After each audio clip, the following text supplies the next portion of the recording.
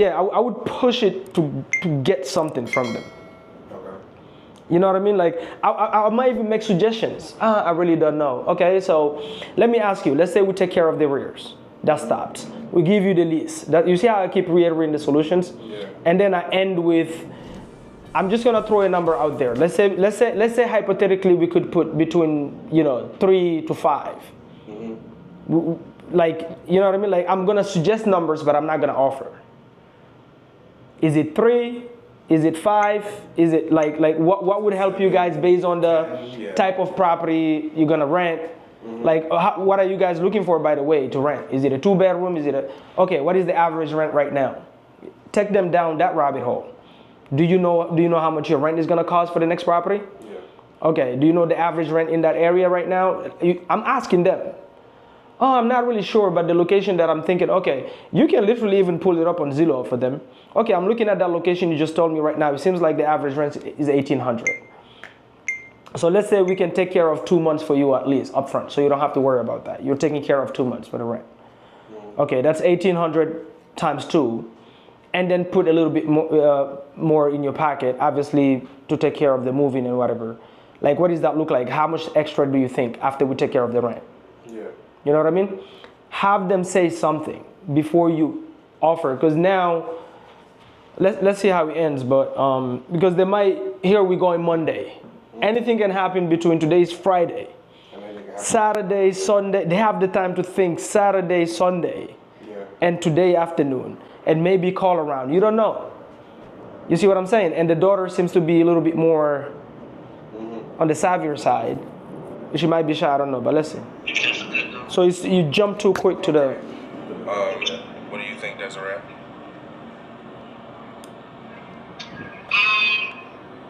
It's fine, I guess. Okay. What is it? Listen, don't be afraid to tell me your true opinion. I've been doing this for a very long time. I've heard all types of different things. I mean, just feel free to just be honest and transparent. This is kind of a partnership and a relationship in 2 ways. You know what I mean? We have to work with each other so that way it's a win-win for everybody involved. So I mean, feel free to just tell me what you remember also to always remind. So you never want to make a decision for them. The decision always have to come from them. So here I would have backtracked and say, hey, listen, ultimately you guys are the ultimate decision makers. So first and foremost, let me ask you, is this scenario something like actually that put you at peace? Like, are you happy with this situation where we can help you move, we're gonna buy the property, we can stop, we can pay off the arrears right now, we can give you the lease back? Is this even a scenario that you like? Were you guys thinking about maybe something else? Because you're the ultimate decision. I'm gonna say that at least 3 times. You are the ultimate decision at the end of the decision maker at the end of the day. I'm just here to assist. So tell me, what are you thinking? Let them tell you what they're thinking. Because right now they're just listening. You're suggesting and they're saying, oh yeah, that's fine. But yeah, that's fine typically is, you tell your kid, you want to go outside? Yeah, they're hesitant. They maybe want something else. Maybe they want the TV, but they're not saying it. So the hesitancy is, I'm thinking of something else, but I'm afraid to suggest or say something. So you want to call that out. If you hear if you hear a seller hesitant, don't hit them with offers yet until you extract stuff out of them. I know you're saying it's fine, but I mean, are you looking for more? Or are you like, where you guys stand?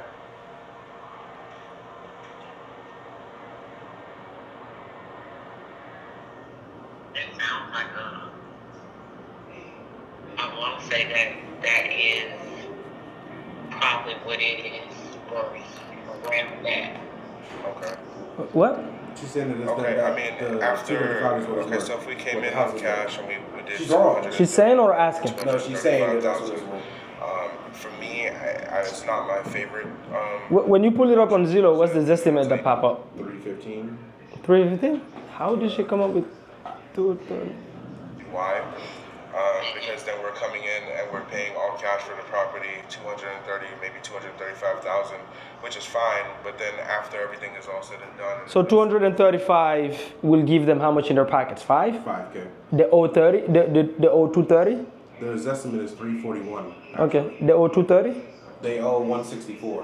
164, that includes the partial claim they've done on the 52? The 164 is what's owed right now. Okay, right now, And plus the 10K? Partial claim and 52. the 10K. Okay, that amounts to how much? So you're looking at 164 plus the 52 plus the 10. So you got 226. 226. So minus 235? 235 minus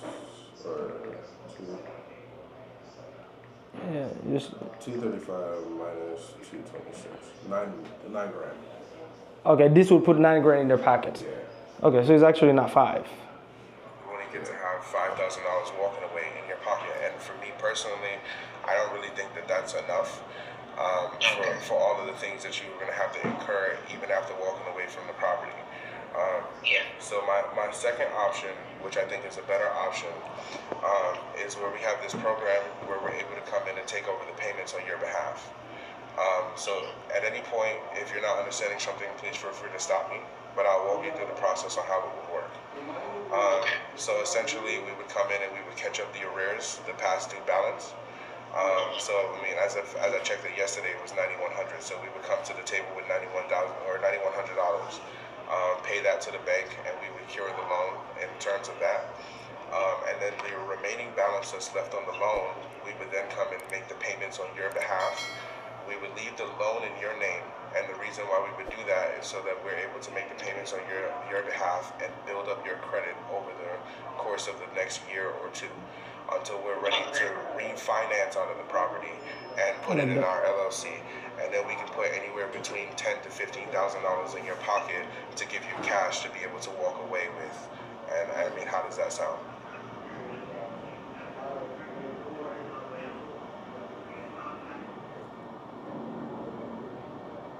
So after a couple of years. So we'll leave it roughly about for a year or maybe even 2. It kind of just depends on what's going on with the market. But we would try to get you out of it in roughly about a year. We try to do it as minimum as a year. Okay. Yeah. It kind of just depends on the market, and then if you plan on buying a home really soon. But obviously, remember, if repetition, right? Repetition gets information in people's heads. Okay. So anything you say, especially if it's key and important, you want to repeat it at least 3 times. Okay. Again, as I was saying, this is going to fix your credit. I'm going to repeat that like 3 times. Yes. Okay. You know how important to have a credit, a performing mortgage on your credit, correct? Yeah. Yes. So I'm going to ask them the question. I'm going to let them answer. Correct. Okay. We will be making the payments. You will be getting the credit of making the payments on a timely manner. Yeah. Right? Okay. So that's what I was saying. So that's number 1. Number 2, the amount of time that we keep it will depend on the market and if you're looking to buy anytime soon. But ideally, I'm sure you want to wait till your credit is fully functional again before you buy. But whenever you're ready, that's very simple. You call us, you say, hey, I'm ready to buy another property. If you're going to use the FHA loan, this is an FHA loan, right? If you're going to use the FHA loan, we know exactly how to structure it on the front end and on the back end for you to be able to go ahead and qualify for your new loan as well. And at this point also, you can show a track history of all the payments we've made, and our servicing company will provide you that as well, right? But you want to reiterate these important things, the benefits for the seller, at least 3 to 4 times, if not 7. Every occasion you get. 7? Yes. Damn. Okay. Like really, like the how we gonna help you move, how we gonna buy it as is, how you don't have to take anything with you. Again, remember, like every time I get an occasion, if they're asking questions and objections, like concerns, whatever, I'll address the concern and then I'll come back into the benefits again. Okay. Remember, you know how many times you talk to people, which nowadays is even worse because of everybody have ADHD. Yeah. You're talking to me, but I'm thinking about trillion other things. Yeah. Right? She might be thinking about her TV show, the next food, maybe how they're gonna eat tomorrow, maybe they don't have money to eat. Yeah. You don't know, right? So like this is why I was saying it's so important to ask the daughter that is helping financially, how is she doing? Do you need help with anything? Because I've done it before where I bought groceries for sellers. They didn't have, but they didn't want to say it. You know what I'm saying? That was huge help for those sellers. Those sellers will still have relationships today. They'll still text me today to check on me. So like you want to ask these things because she might also be barely making it, Yeah. right? So but repetition. You want to repeat yourself. Now we definitely need to work on the ums, bro. Those payments. There's too many ums. And then Do they have a is she single? I think so, yeah. Okay, She's a single mom. she's a single mom. Yeah. I'm sorry, Desiree. Say that one more time. Did you ask her history with the house? Okay, these are all important stuff, right? To like go back in history with her. Hey, by the way, how long have you owned this property for? Oh wow. So get to the bottom line of how she bought it. When she bought it, what was the plan here? That's also a great, so that you kind of know maybe also how emotionally they're involved, maybe how emotionally it's heavy for them to move from this area.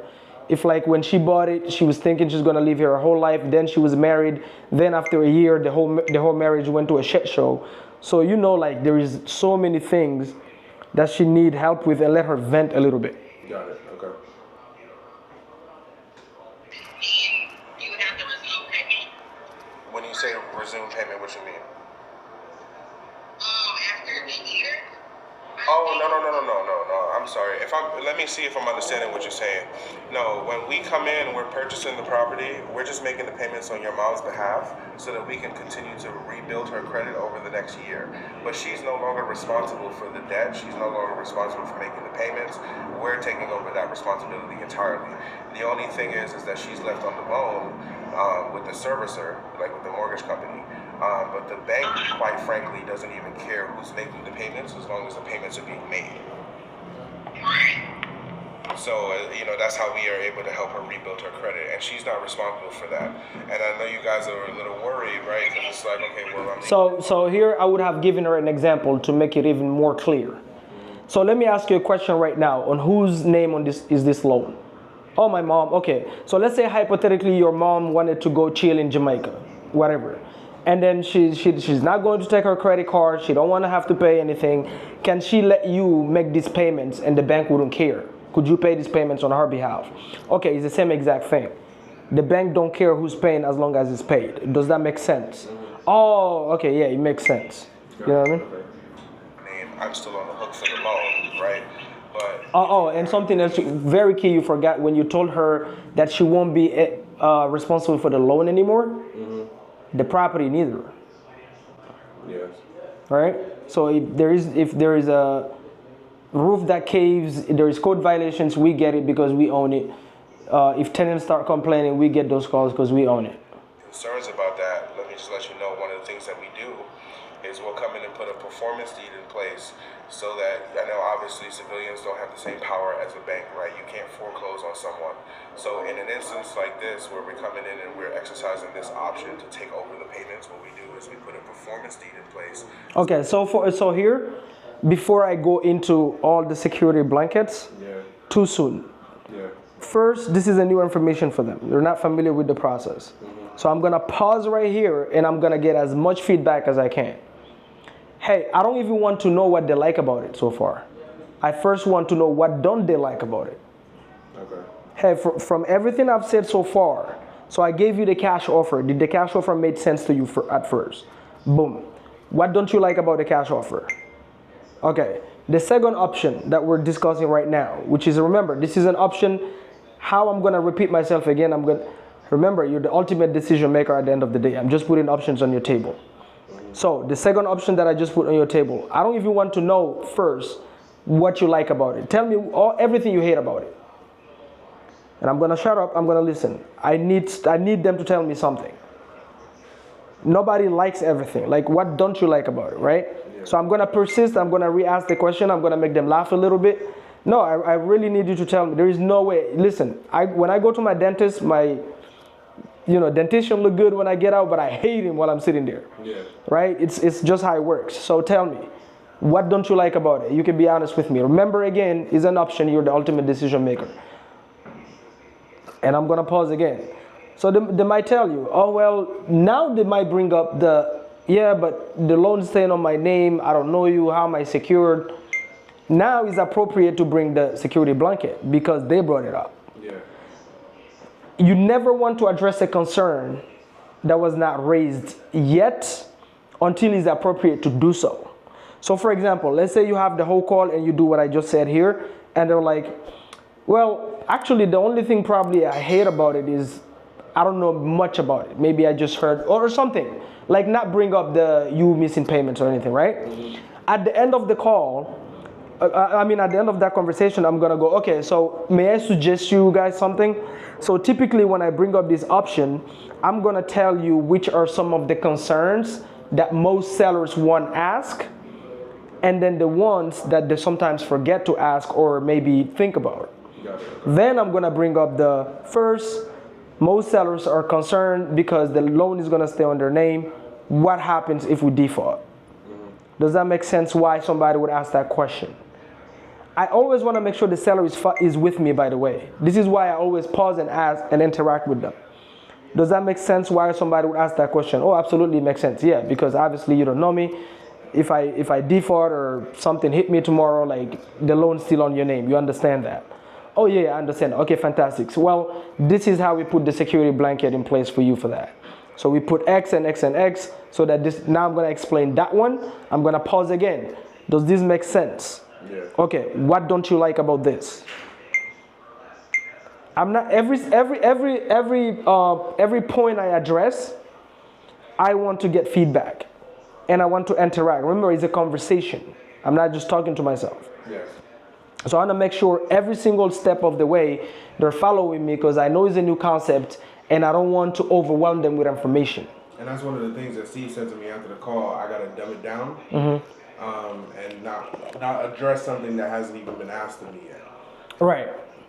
Which is 31 days of goes by and we have not made the payment to the mortgage company. Because sometimes we're too eager to say stuff that we know. Back to the title company and get the property back. And that's including with all of the renovations that we did, any money that we came forward, the money that we gave you in your pocket, any money that we put in terms of improvements to the property, or even for the simple fact of any money that we pay towards the mortgage servicer. All of those things you get to keep, and then your property gets deeded back to you. So, let's say I get abducted by aliens. I mean, best case scenario for you, right? And then you get to go literally right back to the house and get it back to yourself. Why didn't you guys set up this appointment on Sunday? She wanted to do Monday. 2 days, man. These people have 2 days. I hope you guys left on a good note. Yeah, after you guys will have, the deed will go completely over to you guys, right? the deed is going to transfer as soon as we close on it. So the way it would work is that we would go ahead and put a purchase sales agreement in place. The deed would transfer to us as soon as we close on it. The only thing that would stay in your name would be the loan. And after a year, let's say that we so here, she asked the question, one question. Let's say you answer 10. She asked one question. So the deed transfer on your name, correct? Answer one question. Yes, the deed transferred to our company name. Yes, you're correct. And the loan stays on your name. Yes, you're correct. I'm going to pause right there.